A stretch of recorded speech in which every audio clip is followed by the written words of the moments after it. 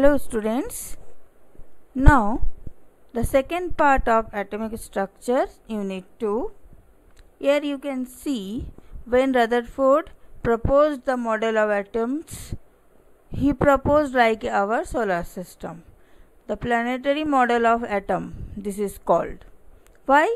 Because just like our planetary movement, in atoms electron also moves like the planets, and as sun is fixed in a center in a solar system, same way here nucleus is at the center of the atom present.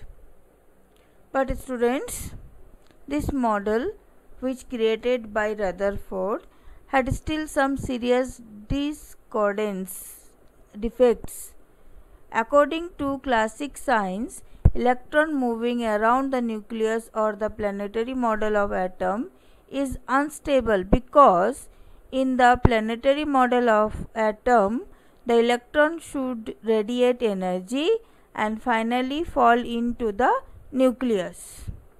As the figure given, you can see if it is like planetary model, then electron as moves losing their energy or radiate energy, so slowly its path decreases and finally it falls down to the nucleus, but actually it is not happen.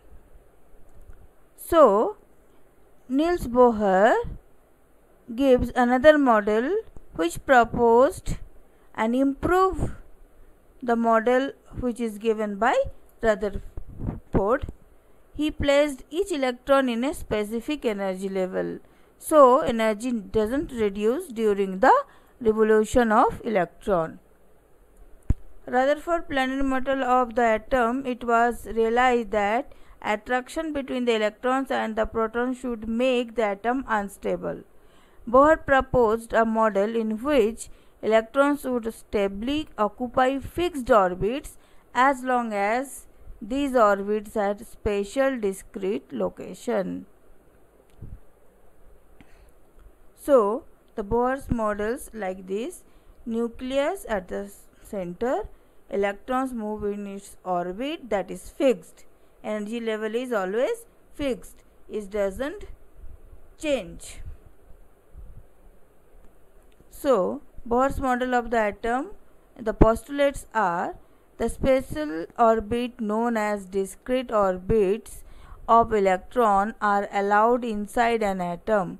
These orbits or cells are represented by the letters K, L, M, N, or the number n is equal to 1, 2, 3, 4. That means 1 or K orbit is the nearest to the nucleus.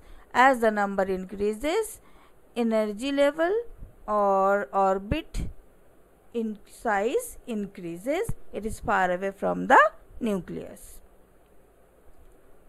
Here is one example given: electrons fills in the orbits closer to the nucleus. Fluorine 9 atomic number and 19 is mass number. Proton is 9, electron is 9 and neutron is 10 for this element atom. So 9 proton and 10 neutron are at the center present or nucleus present, and remaining 9 electrons are revolve around the nucleus in the orbit, but they are not in one orbit. You can see here, and already you know that what is the electronic configuration, that 2 electrons are in the first and remaining 7 are at the second orbit.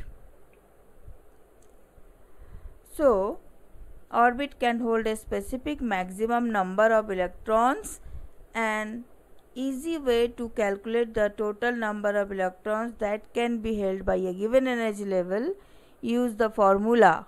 What the formula use? 2n square. 2 into n square. That means what? If n is 1, 2, 3, 4 as a number, then first energy level or orbit contains only 2 electrons, and in the second maximum number of electrons can be possesses 8. For 3 or third cell it is 18, and for fourth cell it is 32. So, key aspects of Bohr's model, main points of the Bohr's model.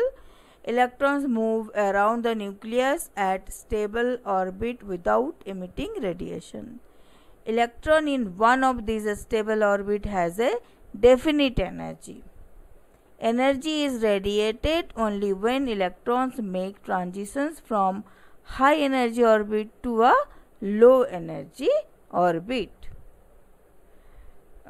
This is enough, I think, for today. In this video, note down this all. This is Bohr's model and drawback of Rutherford models. Thank you.